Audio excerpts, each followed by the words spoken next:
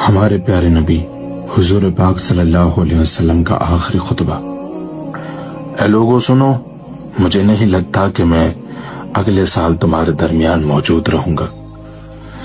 میری باتوں کو بہت غور سے سنو اور ان کو ان لوگوں تک پہنچاؤ جو یہاں نہیں پہنچ سکے۔ کسی کو تنگ نہ کرو، کسی کا نقصان نہ کرو، تاکہ تم بھی محفوظ رہو۔ یاد رکھو تمہیں اللہ سے ملنا ہے اور اللہ تعالیٰ تم سے تمہارے اعمال کے بارے میں سوال کرے گا۔ اللہ نے سود کو ختم کر دیا ہے، اس لیے آج سے سارا سود ختم کر دو۔ تم عورتوں پر حق رکھتے ہو اور وہ بھی تم پر حق رکھتی ہیں۔ جب وہ اپنے حقوق پورا کر رہی ہیں تو تم بھی ان کی ساری ذمہ داریاں پوری کرو۔ عورتوں کے بارے میں نرمی کا رویہ اختیار کرو، کیونکہ وہ تمہاری شریک حیات اور بے لوث خدمت گزار ہیں۔ ابھی زنا کے قریب مت جانا۔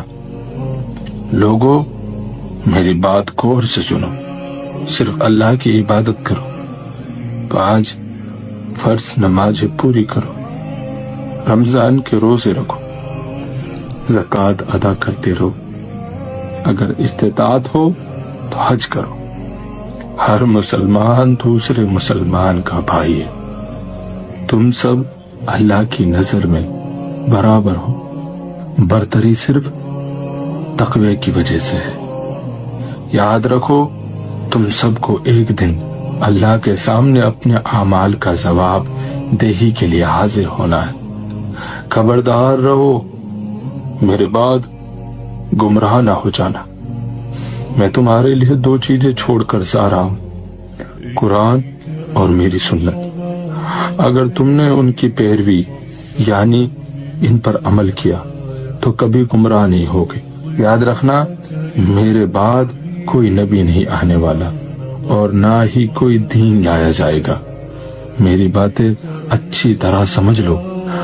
سنو تم لوگ جو موجود ہو، اس بات کو اگلے لوگوں تک پہنچانا اور وہ اس بات کو اگلے لوگوں تک پہنچائیں، اور یہ ممکن ہے کہ بعد والے میری بات کو پہلے والوں سے زیادہ بہتر سمجھ کر عمل کر سکیں۔ پھر آپ نے آسمان کی طرف اپنا مبارک چہرہ اٹھایا اور کہا، اے اللہ گواہ رہنا، میں نے تیرا پیغام تیرے بندوں تک پہنچا دی۔